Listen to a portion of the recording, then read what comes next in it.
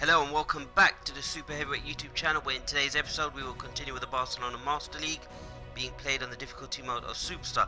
So just a quick recap, it was a game to forget against Real Sociedad where we ended up losing 3-1, and it's probably best that we just get straight on to the next match, which is probably one of the most important matches so far in the season, which is a Champions League game against Marseille. And if we beat Marseille, I think we'll qualify for the Champions League. So before I just get into that, I just wanted to quickly show you a quick change that we made in the team. We've gone to a 4-3-3, and of course I've decided to play Kylian Mbappe down the right hand side and play Lionel Messi up front, just because I'm hoping, we don't know who we're going to sign yet. We've got a few options in terms of negotiation, so I'll just quickly show you that. So we've had 4 bids accepted for Pogba, Bruno Fernandes, Pablo Dybala, Klosterman, who we've already purchased, and Erling Haaland. So if we purchase Erling Haaland, then we play Kylian Mbappe as a right wing forward. Of course, we need to buy a big character. So do we go with Pogba, Fernandes, and Dybala? They're all very similar ages, 27, 26, 27, and of course Haaland at 20 years old. So some tough decisions to make, but we'll just have to see how we go. We're 10th in the league at the moment. It's really been a stop-start season. I think the players that we have probably we need an overhaul. So Lenglet's going to have to go and be replaced by PK. I'll just swap him. Netta's going to have to come. Well, no, I'm going to have to go with Ter Stegen because they're about the same in terms of their stamina gauge. So what we'll probably do is probably leave that as it is. Just trying to think, should I get Dembele on and maybe take Pjanic off and play Messi in that position? Yeah, I'll probably put Messi in that position and maybe just have him as an attacking midfielder. Nah, actually what I'm going to do is I'm going to just put Dembele as a substitute, and I'm gonna go back with Pjanic. Yeah, we'll go with Pjanic just to be on the safe side, because if we don't win, well, as long as we don't lose. So we're gonna get straight onto the match. Just before I continue, just want to say a big super heavyweight thank you to everyone for supporting the channel. I really appreciate it. Please do spread the word amongst your friends and family with regards to this challenge, because remember, we're changing the game and taking over. So again, at least we're sort of moving forward now in this Master League, because we've got some players that will be coming in which will freshen up the squad. We've sold Messi, which could be a career-defining moment, because you don't sell one of the best players in the world. But I just felt that we needed to move on because the squad needed a massive overhaul. We've got rid of PK, and Coutinho's also leaving the club, so we do need to bring in some players. Of course, we've only purchased Kylian Mbappe as of yet. I mean, to be honest, that was a very shrewd signing. I mean, even though we spent 270 million, he is overall rated at over 90. I believe it's 92 to be precise, and the fact that he's young as well. So I think we can bring in other players. We've got Ansu Fati, we've got Dembele as well. So we've got some fantastic players there at the club. We've brought in Klosterman on the suggestion of the super heavyweight fans. So very happy with that signing. This is a big game though. We've got to win this game, and I do believe we are capable of doing it, because we have shown that we can produce performances. And I think this 4-3-3 will suit us more so than the 4-2-3. I don't think that's the style of Barcelona. That seems to be a bit more of a rigid formation. So PK leaving to go Chelsea.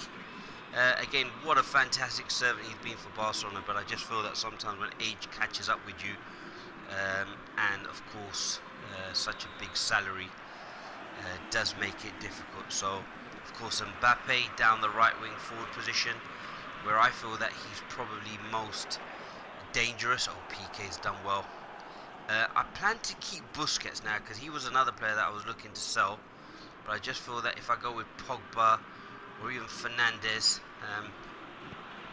just to have another option there.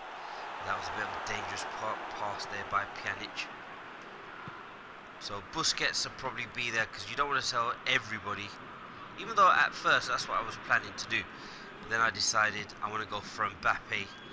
Not only do we need a super heavyweight, but we need one of the best players in the world, and probably, I don't know what everyone thinks, but after Ronaldo and Messi, is he the third best player in the world?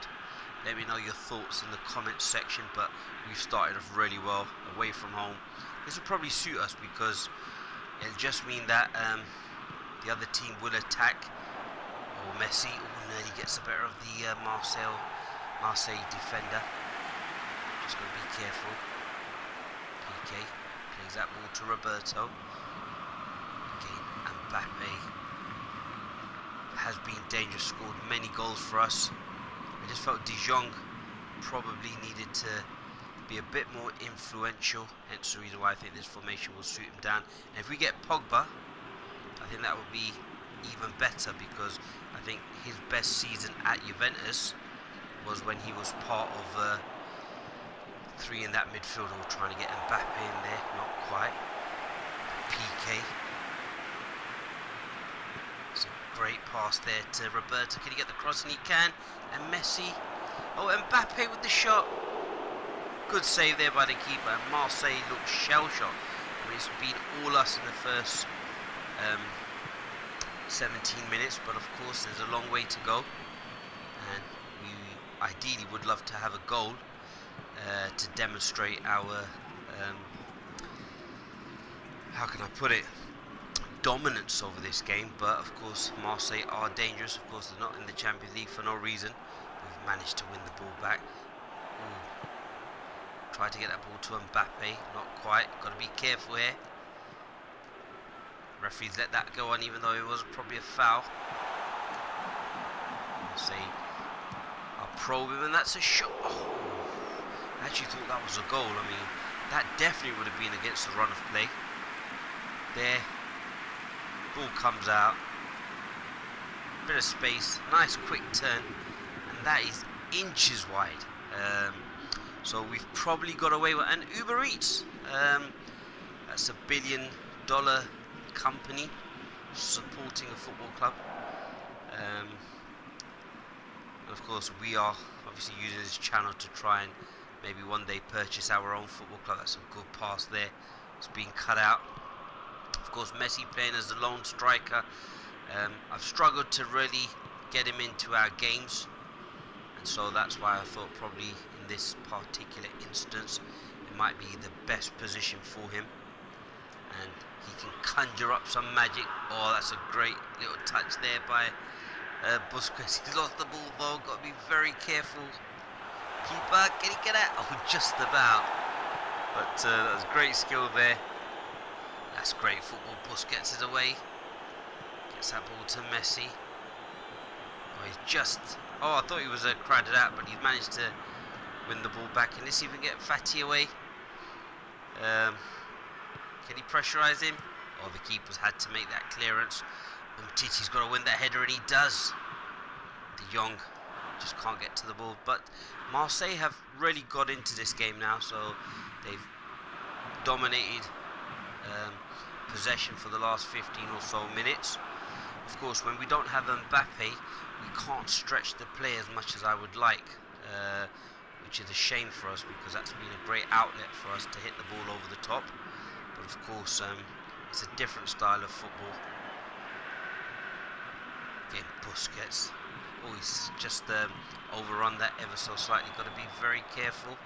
And the shot there, that's a great palm away by Ter Stegen. Maybe one for the cameras.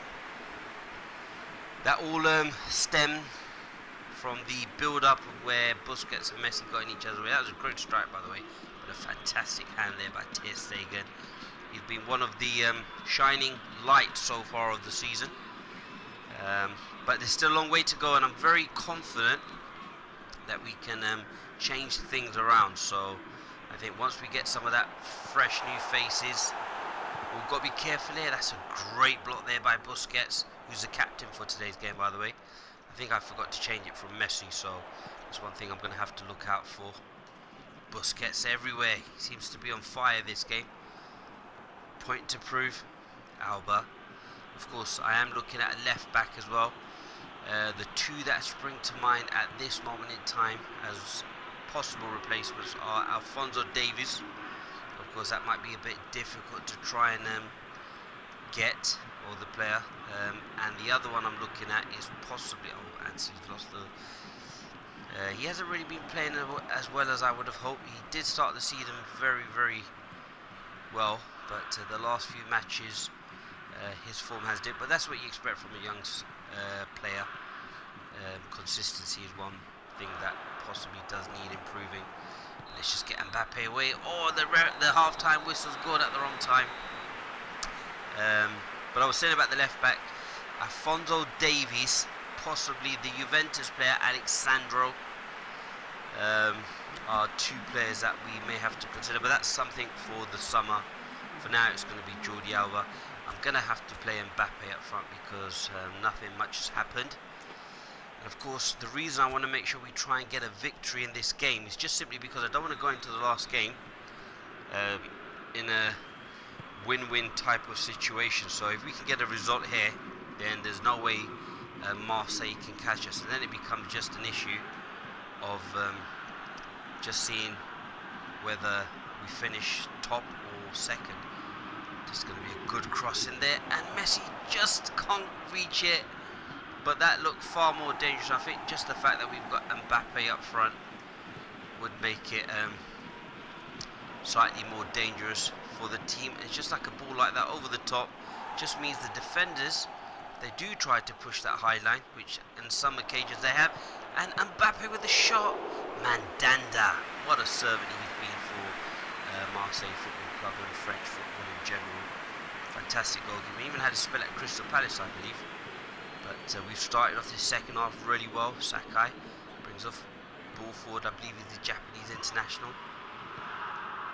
And again, Mbappe closing the ball.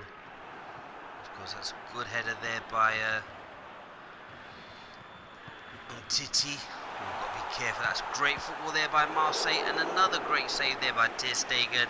Be fair, this was actually straight at him, and you'd expect him to save that. But great football, great build up there. Nice one-touch pass and a great shot straight at him. And he does do these awkward types of movements. Does Ter Stegen. But he's managed to make the save, which is the most important. But Benedetto, the Argentine, remember I saw him in a documentary for Boca Juniors where he had quite a serious knee injury, but I mean he was a goal machine there. Ooh, got to be careful there. Roberto calmly does it, but was panicking there for a second or two. We managed to bring that out. Busquets there to... Can we get the ball to Mbappe? Oh, he nearly gets a good covering there by Amavi. Again, I believe he was at Newcastle, the youngster. He's not young anymore, but at the time he was. And Busquets tries to put the ball over the top. Ansu Fati, again, causing a few issues. So I think we've done really well, just not picking the right pass. But De Jong nearly gets in Mbappe away, but the covering defender, the left back, Amavi, does a fantastic job. Can we get a cross in there by Pjanic? That's a great cross, but nobody there at the far post.